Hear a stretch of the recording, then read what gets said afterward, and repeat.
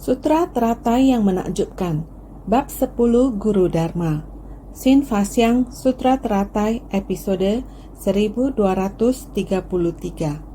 Dalam batin merasa pasti kalau air sudah dekat.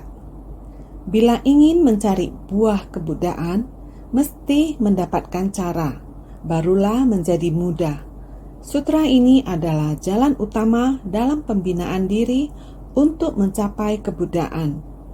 Para makhluk dipenuhi dengan kerisauan, ibarat berada di dataran tinggi.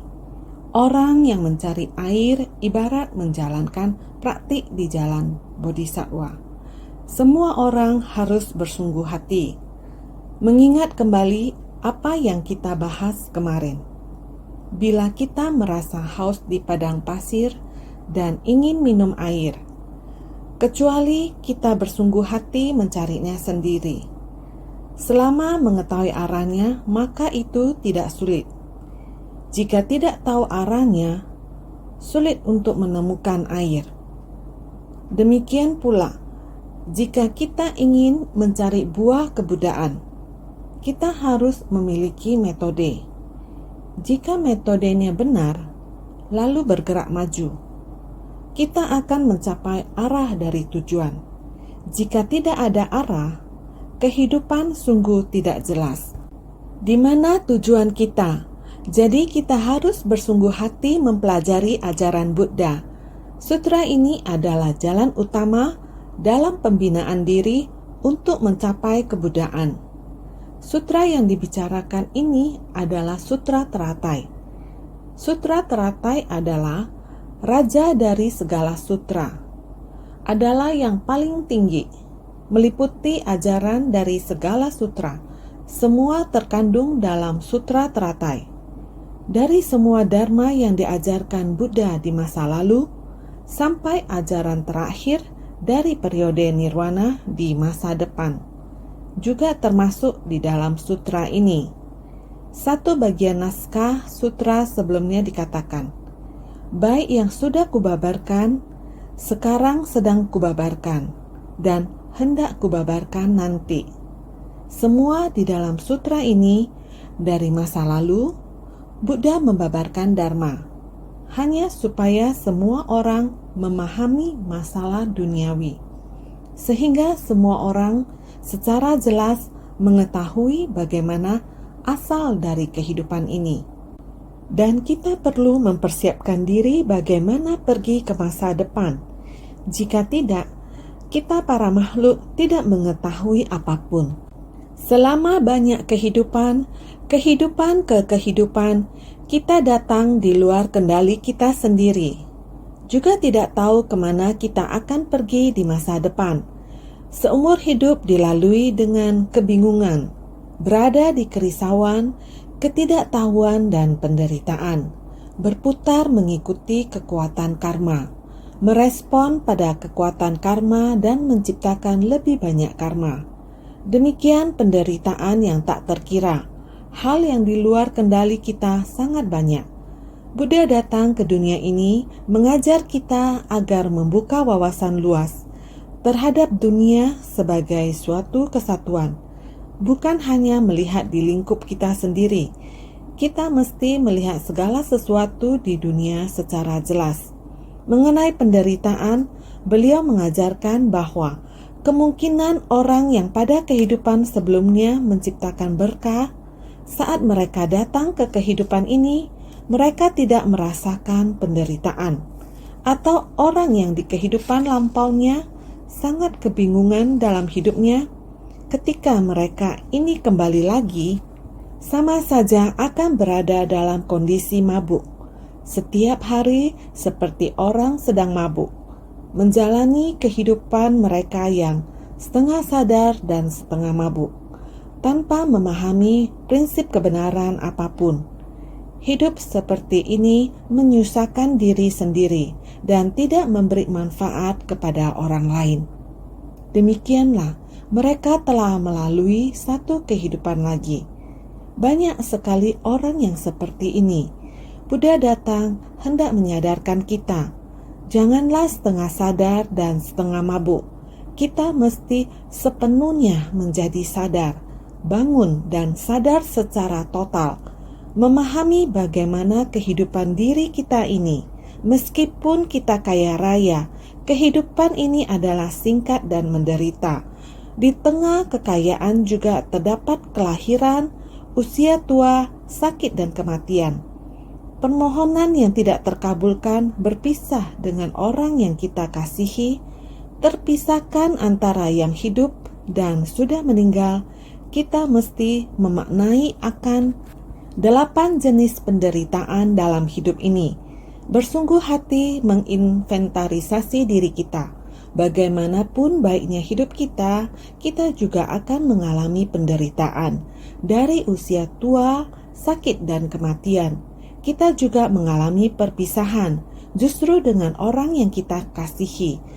Mungkin juga kita dikelilingi oleh orang-orang yang kurang berjodoh baik dengan kita. Begitu bertemu, langsung merasa risau. Bertemu dengan mereka menyebabkan timbulnya kegelapan batin dalam diri kita. Apalagi permohonan tidak terkabul, yang dikasihi harus pergi. Seperti demikian, hanya di kehidupan kita umat manusia. Meskipun lingkungan kita semakin baik, juga sama. Pada akhirnya saat sakit, siapa yang dapat menggantikan? Seberapa banyak uang pun tidak dapat membeli hidup yang berkelanjutan. Saat ini teknologi sangat maju, dapat hidup memperpanjang, akan tetapi tidak memiliki fungsi dan kemampuan, tidak memiliki kualitas seberapa banyak pun, semua hanya di tempat itu, terbaring di ranjang, tidak ada kebebasan, pikiran sangat jelas, akan tetapi tubuh tidak dapat bergerak ataupun pikiran dan tubuh telah kehilangan fungsinya, hanya tersisa nafas di tempat tersebut. Jiwa penuh penderitaan yang tak tertahankan. Orang kaya sekalipun juga mengalami penderitaan yang sama. Sakit berlarut-larut, juga ketakutan. Pada akhirnya adalah kematian. Sebenarnya pergi kemana? Juga tidak diketahui. Inilah kehidupan manusia, hanya kehidupan diri sendiri. Dengan bersungguh hati berpikir, terlebih lagi Sang Buddha datang mengajarkan kita, bukan hanya mengajarkan kita untuk hanya tahu akan 8 penderitaan dalam kehidupan manusia.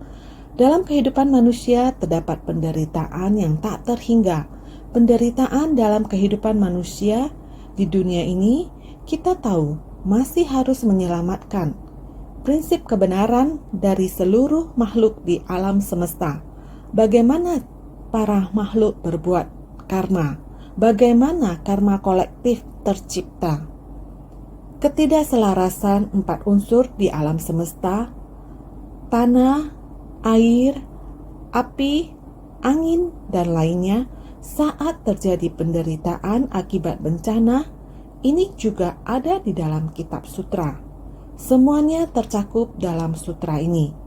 Dari dalam sutra memberitahukan kepada kita banyak hal.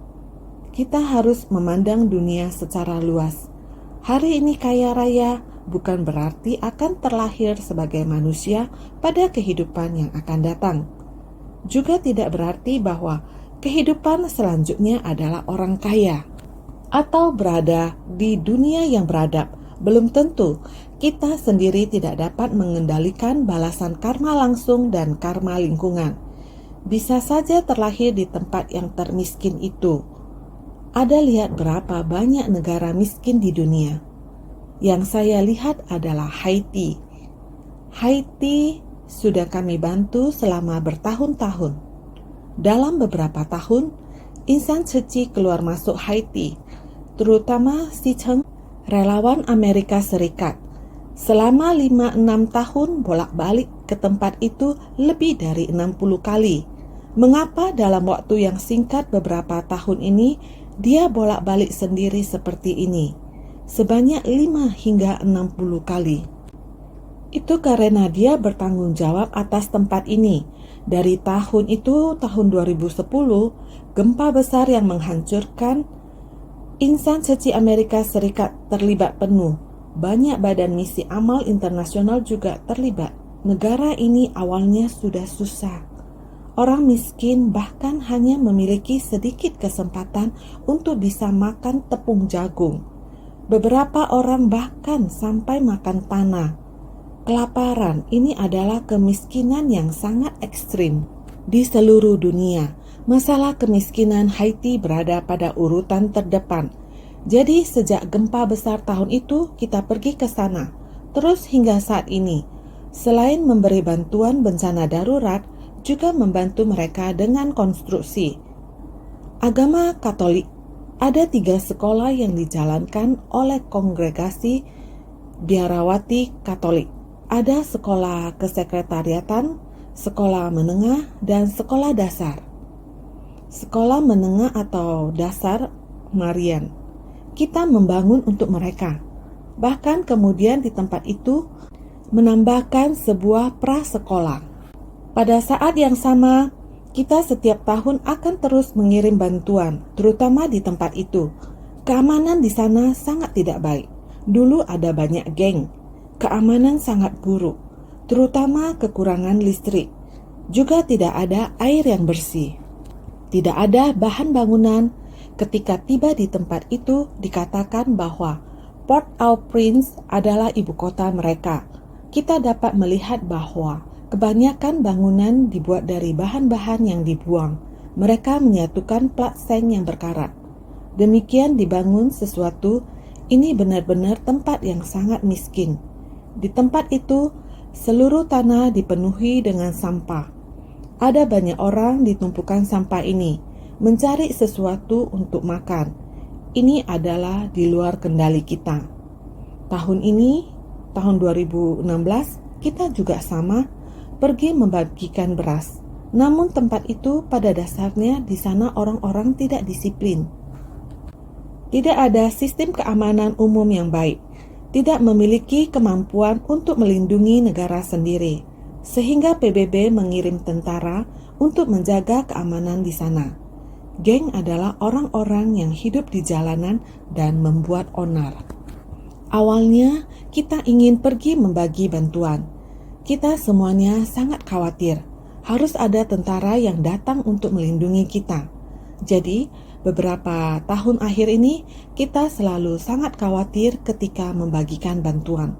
Namun, manusia tentunya bisa berubah dan menjadi lebih baik, asal mempunyai keinginan dan tekad untuk berubah.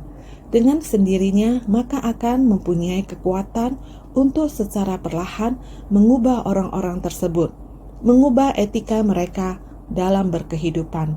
Terhadap orang lain dapat secara perlahan mengajarkan mereka untuk saling memahami dan saling bersyukur, bahwa harus dengan hati yang bersyukur untuk menerima pertolongan saat ada yang datang membantu. Secara perlahan-lahan, terlihat mereka semua mulai memahami cara menghormati. Pembagian beras tahun ini mulai terlihat masyarakat setempat juga ikut jadi relawan. Seperti siswa-siswi dari sekolah jurusan sekretariat, mereka juga bergabung menjadi relawan Censan Mei, memberikan sumbangsi kepada masyarakat dengan mulai mencatat beberapa dokumen. Masyarakat setempat mulai secara sukarela membantu memikul memindahkan beras. Di lain sisi, yang membuat orang yang melihat menjadi sangat bahagia, yaitu mereka sudah paham untuk mengantri, tanpa memerlukan tentara untuk mengontrol mereka. Mereka mulai paham untuk tetap berada pada barisan untuk mengantri mendapatkan beras. Pada tahun ini 2016, sudah secara perlahan melihat perubahan pada mereka. Jika orang sudah mulai berubah, dapat bertindak atas inisiatif sendiri seperti itu, bersedia untuk membantu, bersumbangsi dengan tenaga mereka. Meskipun mereka saat ini masih sangat miskin, mengetahui ada orang datang untuk membantu, saya juga dapat bersumbangsi tenaga untuk membantu keluar tenaga. Bagi yang kurang bertenaga dan lebih tua, memindahkan dan membawa barang untuknya.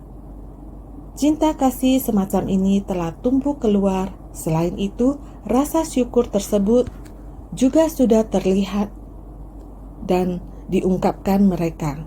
Semua ini meskipun sudah bertahun-tahun, baik bantuan berupa materi dan tenaga para relawan, bolak-balik memberikan perhatian dengan cinta kasih, sudah melihat keluarnya cahaya pagi atau harapan. Tempat ini, negara ini, seharusnya sudah dapat diselamatkan. Inilah yang harus kita lakukan dengan sepenuh hati, menyadarinya sendiri di dunia. Oleh karena itu, bukan hanya melihat diri sendiri, kehidupan yang ada di sekitar diri kita sendiri. Meskipun sudah sangat baik, sebagian orang masih ada yang merasa, saya masih belum cukup, masih banyak lagi yang harus saya kejar, atau inginkan. Jika seperti ini, sebaik apapun negaranya, seberapa baik masyarakatnya, jika semua orang berjuang hanya untuk diri sendiri, menang sendiri seperti ini, masyarakat ini perlahan-lahan akan memasuki masa kegelapan. Sekarang ini begitu cemerlang indah. Negara yang begitu baik, masyarakat, kehidupan, keluarga yang baik, dan lain-lain. Jika kita terlalu memikirkan diri sendiri, tidak memikirkan seluruh masyarakat, hanya terus berebut dan berebut, hasil akhirnya tidak terbayangkan. Inilah umat manusia. Setengah mabuk, setengah sadar. Hidup ini jelas sudah sangat baik. Tidak tahu menghargai kehidupan kita berada di lingkungan seperti ini. Seharusnya kita harus sangat puas, dengan hati bersyukur, menerima ajaran. Lebih susah lagi dapat menerima ajaran Dharma Buddha. Kita harus lebih bersungguh hati, mengejar prinsip sejati dari Dharma Buddha, memahami diri sendiri, memahami dunia. Kita memiliki lebih dari cukup. Kita memiliki kekuatan, maka secepatnya membantu orang lain. Orang kaya yang berbakat memiliki sarana membantu orang lain. Kita memiliki kekuatan membantu. Kita lebih berharap dapat membantunya berdiri sendiri, berharap kapanpun, tidak peduli berapa lama waktu yang dibutuhkan di tempat ini. Juga berharap mereka dapat menjadi seseorang yang dapat membantu orang lain juga. Apakah ada cara? Lihat benih penyebab, maka akan tahu buah mendatang. Melihat mereka sekarang juga sudah mulai di dalam hatinya mengerti bahwa mereka harus mematuhi aturan. Orang datang untuk membagikan santunan. Semua orang harus mematuhi aturan. Mereka sendiri juga mengerti untuk bergabung menjadi relawan. Benih sebab ini, bibit ini mulai terus-menerus berubah. Benih kebaikan ini akan perlahan-lahan berubah menjadi jodoh baik. Saya berharap masa depan negara ini akan ada sebab dan kondisi pendukung yang baik, terakumulasi hingga menjadikannya tempat yang penuh berkah dan kebijaksanaan. Di tempat ini, Haiti, ini adalah hati para Buddha dan Bodhisattva, bersumbangsi demi mereka, memberikan pendidikan untuk mereka. Ini adalah orang yang sedang mencari buah kebudayaan, telah mengetahui arah tujuannya. Lihat para insan suci di Amerika, sekarang berada di Haiti, sekarang berada di Ekuador, menggunakan hati Buddha, hati Maha Welas Asih, mempraktekkan dengan tindakan nyata. Pada saat ini di dua negara, mereka telah bersumbangsi di sana. Ini adalah bila ingin mencari buah kebudayaan, mesti mendapatkan cara, barulah menjadi mudah. Mengetahui arah tujuan ini adalah menapaki jalan Bodhisattva. Arah tujuan adalah jalan Bodhisattva untuk bersumbangsi. Bolak-balik Ekuador kedua kali, Haiti telah melampaui 60 kali. Ini adalah kekuatan dari cinta, jejak kaki Bodhisattva. Jadi, sutra ini adalah jalan utama dalam pembinaan diri untuk mencapai kebudayaan. Ini adalah kita harus mengetahui penderitaan yang ada di dunia. Kita telah mengetahui arahnya dan mempraktekkannya dalam tindakan nyata. Para makhluk dipenuhi dengan kerisauan. Ibarat berada di dataran tinggi, di naskah sutra kemarin, mengebor dan menggali sumur untuk mendapatkan air. Seperti ingin mau melatih diri tapi dengan beban kerisauan. Kerisauan belum dilenyapkan, tapi ingin melatih diri dan berdiri di gunung yang tinggi. Gunung yang tinggi ibarat masih ada kerisauan.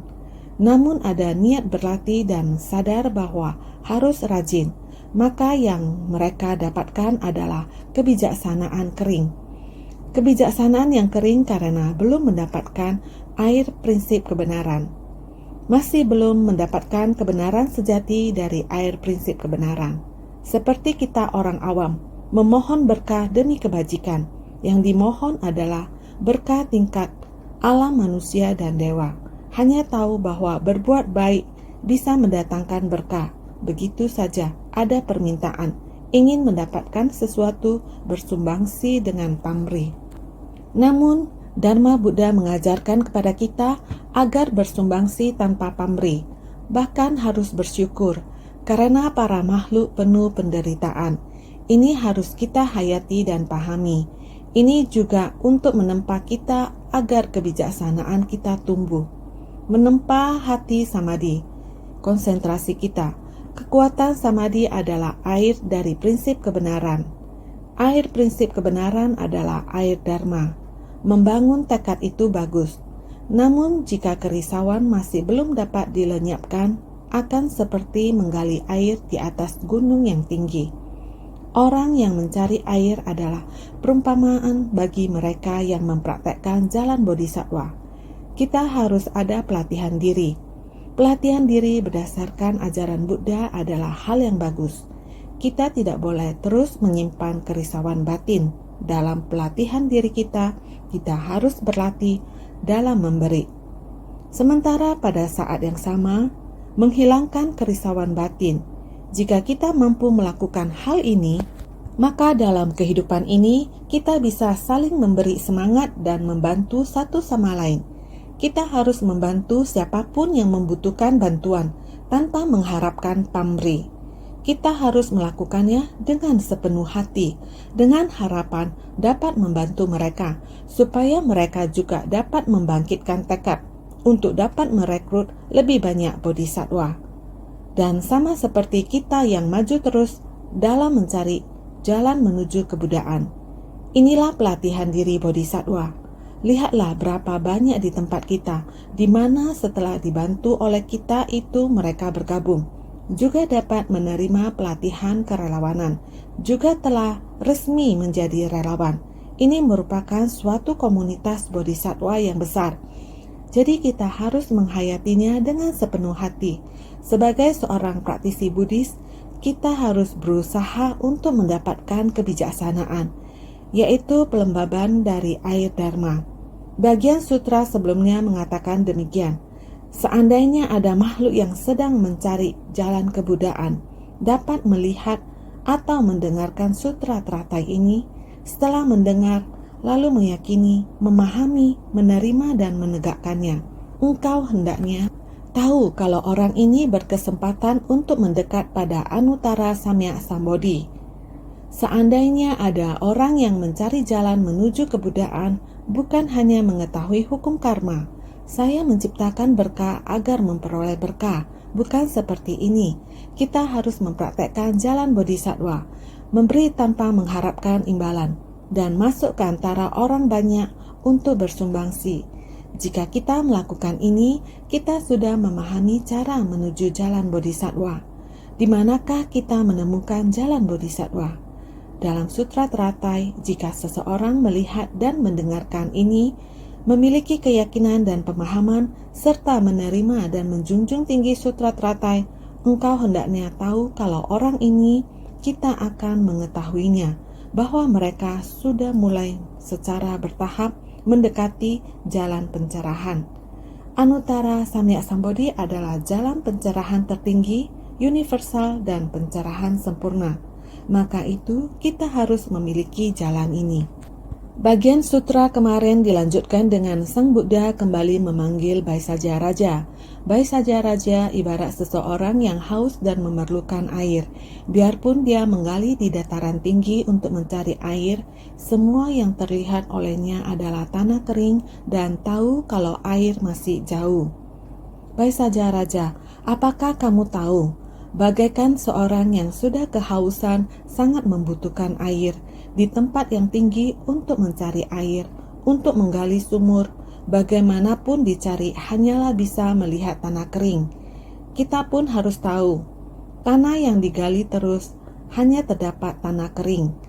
Hal ini seperti kita yang sedang melatih diri, sedang melakukan kebajikan, tetapi sembari berbuat baik, sembari membawa kerisauan batin, juga sembari melatih diri, sembari membawa kerisauan batin, membawa kerisauan batin sembari melatih diri. Maka ibaratkan masih berjarak jauh dari sumber air. Melatih diri walaupun sangat baik, tetapi masih belum bisa mendapatkan air dharma untuk membasahi batin, maka masih berjarak sangat jauh dari sumber air. Jadi, hanya di jalan bodhisattva lah yang benar-benar bisa menyingkirkan semua kerisauan batin, seperti seekor binatang yang terjatuh ke dalam kubangan air. Setelahnya, dia akan menggoyangkan sekujur tubuhnya, harus mengeluarkan tenaga seperti itu untuk menggetarkan tubuhnya, supaya air yang membasahi tubuhnya bisa tersingkirkan. Dengan prinsip yang sama, kita harus membangkitkan semangat. Noda kotoran jangan lagi mencemari tubuh kita. Ini adalah jiwa kebijaksanaan kita. Jadi kita harus menyingkirkan kerisauan batin dan datang memohon Dharma Buddha. Jangan membawa kerisauan batin saat memohon Dharma Buddha. Memohon Dharma Buddha sambil membawa kerisauan yang demikian sungguh sangat disayangkan. Naskah sutra berikutnya berkata demikian. Ia terus berusaha tanpa henti, hingga akhirnya menemukan tanah lembab dan perlahan-lahan menjangkau lumpur. Dalam batinnya merasa pasti kalau air sudah dekat. Para bodhisattva juga demikian, dikutip dari Sutra Teratai bab 10, Guru Dharma. Ia terus berusaha tanpa henti, meskipun ketika sedang menggali sumur, seharusnya jika kita mengetahui metode, ada arah silsilah dharma. Begitu kita mengetahui arah tujuan, kita harus berusaha keras. Terus tanpa henti berusaha keras, meskipun ada lapisan tanah yang kering, kamu terus berusaha keras untuk melenyapkan kerisauan, dengan cara berusaha keras untuk melenyapkan kerisauan. Terus lanjut berusaha, harus terus berusaha. Ia terus berusaha tanpa henti, berarti tidak pernah berhenti untuk beristirahat. Terus tanpa henti mengembangkan tekad kita mencari dharma, melangkah maju upaya bersemangat, tanpa henti melangkah maju ke depan. Ia terus berusaha tanpa henti, hingga akhirnya menemukan tanah lembab dan perlahan-lahan menjangkau lumpur. Dari tingkatan kebijaksanaan kering secara bertahap mencapai kemajuan. Meningkatkan usaha tanpa henti berdiam pada tingkatan duniawi dalam. Layaknya menemukan tanah lembab hingga mencapai 10 tingkatan pelimpahan jasa. Layaknya menemukan lumpur. Pelimpahan jasa adalah membalik dari benih sebab menuju buah pencapaian, membalik dari fenomena menuju prinsip kebenaran, membalik dari diri sendiri menuju orang lain, hingga akhirnya menemukan tanah lembab. Tanah yang kering asalkan kita bersungguh hati terus menggali lebih jauh, bersungguh hati terus membuka jalan, selama arah tujuan kita benar, tanpa henti mengikis kerisauan, berusaha keras, tanpa henti berusaha keras, terus maju. Hal yang benar lakukan saja, terus maju melangkah. Dengan demikian perlahan-lahan menjangkau lumpur. Perlahan-lahan kamu akan melihat tanah telah menjadi lembab. Melihat tanah yang lembab, kita akan tahu bahwa di bawah seharusnya ada air. maka harus meningkatkan keterampilan kita. Segera berusaha lebih keras lagi. Terus berusaha lebih keras lagi akan menjangkau lumpur. Melihat lumpur berarti telah ada airnya. Tanah ini tidak hanya lembab, tetapi air sudah bercampur dengan tanah. Inilah lumpur. Jadi dari tingkatan kebijaksanaan kering secara bertahap mencapai kemajuan. Dimulai dari tingkatan kebijaksanaan kering, kerisauan masa lalu karena mengharapkan imbalan. Kita membawa kerisauan karena mengharapkan imbalan. Dan perlahan-lahan kita terus melatih diri dan memahami. Sang Buddha telah membuka ajaran bagi kita. Jadi kita harus segera masuk ke dalam ajaran kendaraan besar. Beralih dari kendaraan rusa dan kendaraan kambing, dan dengan segera ke kendaraan lembu putih yang besar. Bukan hanya demi diri sendiri, tapi juga demi orang lain. Kendaraan lembu putih yang besar ini berawal dari kendaraan kambing. Kendaraan rusa dari tingkatan kebijaksanaan kering, kita harus beralih pada kendaraan lembu putih yang besar. Kita harus menyadarkan diri sendiri dan orang lain, agar kita bisa di atas jalan yang agung, menuju jalan pencerahan. Dengan begini kita bisa dengan perlahan meningkatkan usaha tanpa henti. Kita terus melaju. Jadi berdiam pada tingkatan duniawi dalam. Tingkatan duniawi dalam adalah praktisi dua kendaraan, kereta kambing dan kereta rusa, kendaraan kecil dan kendaraan menengah. Ia telah bertekad untuk masuk dalam ajaran Buddha. Meskipun ia masuk dalam ajaran Buddha, ia masih berdiam di tanah orang awam. Namun ia tekun melatih 4 jenis investigasi Catasra Pariyasana. Menggunakan 4 metode ini untuk mencari dharma. Untuk mencari dharma ini, untuk mencari cara menghapuskan kerisauannya. Dan bagaimana untuk tekun, ia melatih 4 jenis ini dan memperoleh dharma dari kehangatan, usmagata, dharma dari titik puncak, murdana, dharma dari kesabaran, santi, dharma dari tingkat duniawi tertinggi, laukikagra dharma. Berdiam pada tingkatan duniawi dalam, melatih 4 jenis investigasi Catasra Pariyasana dan memperoleh dharma dari kehangatan, usmagata, dharma dari titik puncak, murdana, dharma dari kesabaran, santi, dharma dari tingkat duniawi tertinggi, laukikagra dharma. Tingkatan dari 4 akar kebajikan sebagai tingkatan paling tinggi daripada kebijaksanaan dengan kebocoran terunggul di antara dharma duniawi. Makanya dinamakan dharma terunggul di dunia. Dharma dari kehangatan yaitu seperti kita membor kayu. Orang zaman dulu membor kayu untuk membuat api. Kayu bakar ini terus-menerus dibor. Dibor hingga kayu bakar itu bisa mengeluarkan api. Sekarang sering mengatakan kering kerontang. Begitu angin fon berhembus, ranting pohon kering antara ranting dengan ranting saling bergesekan, akan menyalakan api. Banyak terjadi di hutan. Setelah kekeringan, apinya akan membakar hutan. Seperti demikian, kayu kering terus bergesekan hingga menimbulkan api. Prinsip kebenaran yang sama. Kita membina diri harus berusaha keras. Dharma dari kehangatan adalah seperti ini. Terus mengintensifkan usaha kerasnya. Dengan sendirinya akan mendapatkan dharma dari kehangatan. Mendapatkan dharma dari kehangatan artinya tubuh telah ada suhu hangat. Selanjutnya adalah sirkulasi darah kita akan lancar, tidak tersumbat. Lanjutannya lagi adalah dharma dari titik puncak, yaitu dharma di tingkat duniawi dalam kendaraan kecil, telah mendapatkan dharma yang paling tinggi, yaitu pada ajaran 2 kendaraan yang paling tinggi. Selanjutnya adalah dharma dari kesabaran.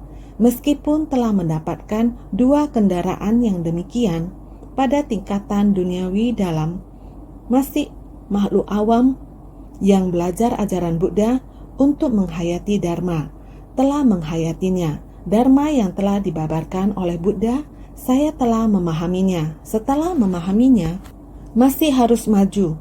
Kesabaran, dharma dari kesabaran. yaitu kita sebagai praktisi harus memilikinya. Para praktisi jika tidak sabar, tidak peduli kamu membina dharma apapun, begitu bertemu dengan kondisi luar, tidak mampu untuk menahannya. Sangat cepat akan kehilangan tekad pembinaan diri. Jadi membutuhkan dharma dari kesabaran. Pada tingkatan duniawi dalam dua kendaraan, di dalam dharma Buddha ini, orang-orang yang masih berada pada tingkatan makhluk awam harus ada kesabaran. Selanjutnya adalah dharma dari tingkat duniawi tertinggi. Dharma dari tingkat duniawi tertinggi itu adalah tingkatan paling tinggi daripada kebijaksanaan dengan kebocoran titik puncak. Di dunia kita terdapat orang-orang yang memiliki kebijaksanaan, tetapi ada kebocoran. Bukan dharma tanpa kebocoran, yaitu kebijaksanaan yang masih membawa kerisauan, seperti yang tadi katakan, menggali sumur di dataran tinggi, perumpamaan dari orang yang membina diri dengan membawa kerisauan. Ini dinamakan kebijaksanaan dengan kebocoran. Juga dinamakan kebijaksanaan kering. Ini adalah masih di tingkatan makhluk awam. Walaupun telah memperoleh dharma dari tingkatan duniawi tertinggi, tetapi masih belum mendapatkan esensi dari dharma. Oleh karena itu, ini dinamakan dharma dari tingkat duniawi tertinggi adalah terunggul di antara dharma duniawi.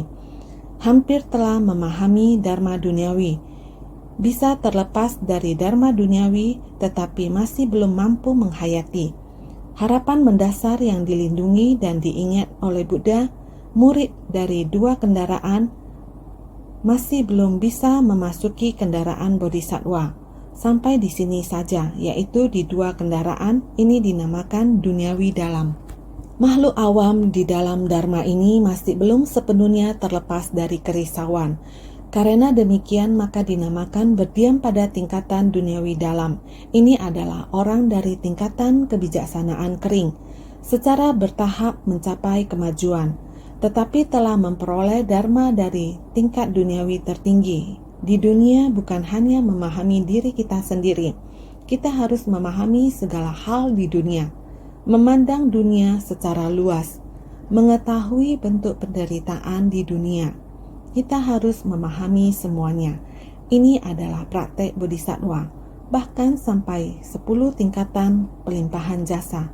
Ia terus berusaha tanpa henti, hingga akhirnya menemukan tanah lembab dan perlahan-lahan menjangkau lumpur. Dari tingkatan kebijaksanaan kering secara bertahap mencapai kemajuan. Meningkatkan usaha tanpa henti, berdiam pada tingkatan duniawi dalam, layaknya menemukan tanah lembab, hingga mencapai 10 tingkatan pelimpahan jasa, layaknya menemukan lumpur. Pelimpahan jasa adalah membalik dari benih sebab menuju buah pencapaian, membalik dari fenomena menuju prinsip kebenaran, membalik dari diri sendiri menuju orang lain. Pelimpahan jasa adalah membalik dari benih sebab menuju buah pencapaian. Kita berbuat demikian karena tujuan kita adalah untuk mencapai kondisi kebuddhaan, ataupun membalik dari fenomena menuju prinsip kebenaran. Apapun yang kita perbuat, kita tidak boleh mengenyampingkan prinsip. Membalik dari fenomena menuju prinsip kebenaran, membalik dari diri sendiri menuju orang lain, inilah yang disebut pelimpahan jasa. Pelimpahan jasa ada 10 macam. Tetapi semua itu tidak lain adalah apa yang kita perbuat. Segala perbuatan baik dari tubuh, mulut, dan pikiran, ini semua adalah pelimpahan jasa. Pada akhirnya adalah pelimpahan jasa tak terhingga untuk dunia dharma. Segala perbuatan baik dilimpahkan jasanya untuk dunia dharma. Kembali pada kondisi kebuddhaan, inilah yang kita harus bersungguh hati. Tanah lembab, perumpamaan untuk telah membaca keseluruhan ajaran prasna. Menjangkau lumpur, perumpamaan untuk sekarang mendengarkan sutra teratai dan telah dekat pada air kebijaksanaan Buddha. Oleh karena itu dikatakan tanah lembab. Sudah melihat tanah yang lembab, maka tahu air ini ke bawahnya lagi sudah ada air. Oleh karena itu, tanah lembab diumpamakan telah mendengar keseluruhan ajaran Prasna, sudah mengikis agama Fapulya, juga sampai pada Prasna. Ini adalah tanah lembab. Menjangkau lumpur adalah perumpamaan untuk sekarang sudah mendengarkan sutra teratai, sudah dekat dengan air kebijaksanaan Sang Buddha. Bukan hanya melihat tanah yang lembab saja dan sudah bisa memutuskan dalam lumpur adalah air. Oleh karena itu diumpamakan mendengarkan sutra teratai, sudah sedang mendengarkan sutra teratai, kurang lebih sudah bisa memperoleh air kebenaran. Prinsip kebenaran dari air Dharma sudah mulai membasahi. Terdahulu bab perumpamaan tanaman obat adalah sedang membabarkan air Dharma. Telah dekat pada air kebijaksanaan Buddha, sudah mulai mendekati. Oleh karena itu ia terus berusaha tanpa henti, perlahan-lahan menjangkau lumpur.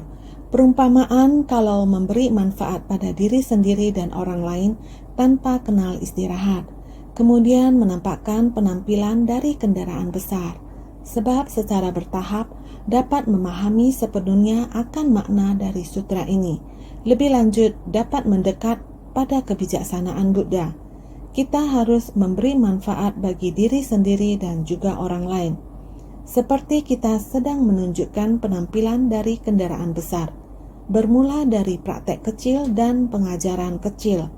Pengajaran dari kendaraan kecil, kita mulai memahami, kita hendaknya memberi manfaat bagi diri sendiri dan orang lain.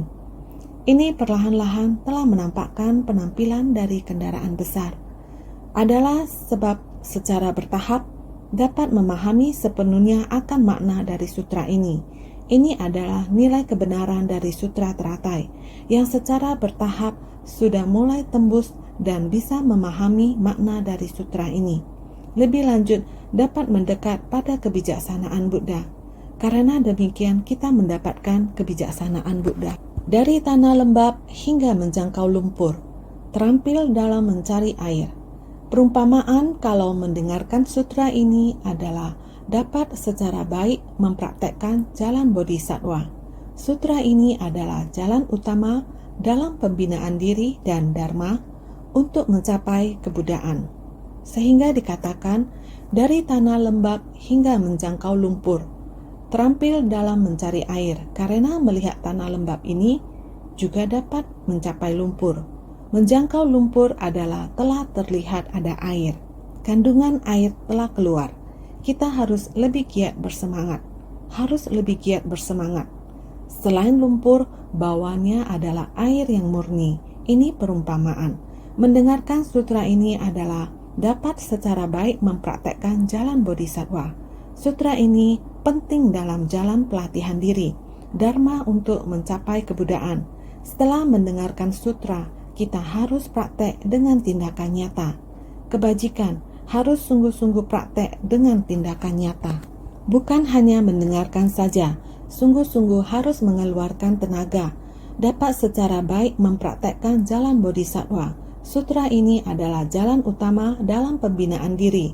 Sungguh-sungguh merupakan yang terpenting dalam pelatihan diri. Sehingga dharma untuk mencapai kebuddhaan menjadi metode dalam pencapaian kebuddhaan. Dalam batinnya merasa pasti kalau air sudah dekat. Para bodhisattva juga demikian. Membina diri hingga tingkatan ini telah dekat dengan tingkatan awal dari pengajaran bertahap. Bumi sukacita, pramudita bumi, tingkatan di mana para bodhisattva dari pengajaran sempurna mendaki dan berdiam. Kita sekarang telah mengetahui pelatihan diri sampai sini. Kita melatih diri sampai sini. Kita seharusnya mengetahui perlahan-lahan mencapai tingkatan bodhisattva, tingkatan awal dari pengajaran bertahap. Bumi sukacita, pramudita bumi, tingkatan di mana para bodhisattva dari pengajaran sempurna mendaki dan berdiam perlahan-lahan dari agama sampai memahami ajaran Buddha, sampai Vaipulya, sampai Prasna. Pengajaran bertahap perlahan-lahan mendekati Buddha sesuai dengan kapasitas para makhluk.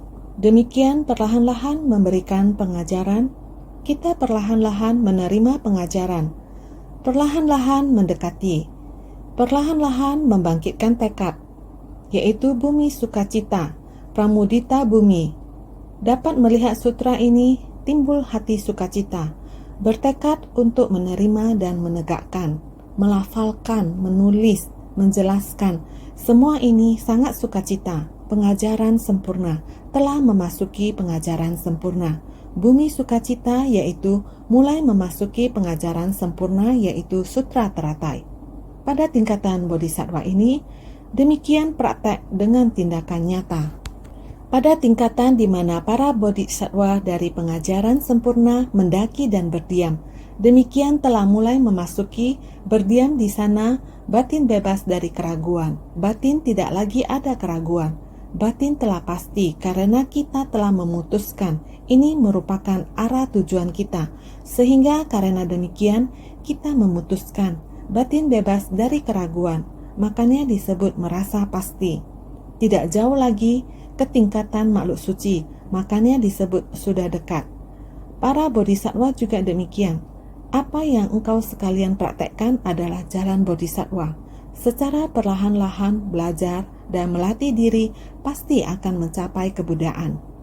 Tidak jauh lagi ke tingkatan makhluk suci. Jarak kita dengan Buddha tidak jauh lagi. Asalkan arah tujuan kamu tepat, kamu bersungguh hati praktek dengan tindakan nyata, sehingga sudah dekat, karena pada sutra ini telah berdiam pada bumi sukacita, pramudita bumi, telah berdiam mulai berjalan menuju arah tujuan ini, sehingga bodhisattva juga demikian. Apa yang engkau sekalian praktekkan adalah jalan bodhisattva. Secara perlahan-lahan belajar dan melatih diri pasti akan mencapai kebudaan. Naskah sutra juga berkata demikian. Singkat kata, bersungguh hati di dunia. Kita bersumbangsi demi para makhluk di dunia. Para makhluk yang menderita memerlukan bodhisattva. Bodhisattva merupakan penolong di antara para makhluk. Pengajaran Buddha datang ke dunia mengajarkan kita setiap orang berdiam pada bumi sukacita, pramudita bumi, berjalan maju lagi menuju bumi awan dharma, dharma mega bumi, menyatu dengan alam semesta, sehingga bukan hanya demi diri sendiri, berhubung manusia telah datang ke dunia menjadi penolong bagi orang-orang, penolong di tengah orang banyak, itulah bodhisattva. Singkat kata, kita harus berada di dalam ajaran Buddha, senantiasa harus lebih bersungguh hati.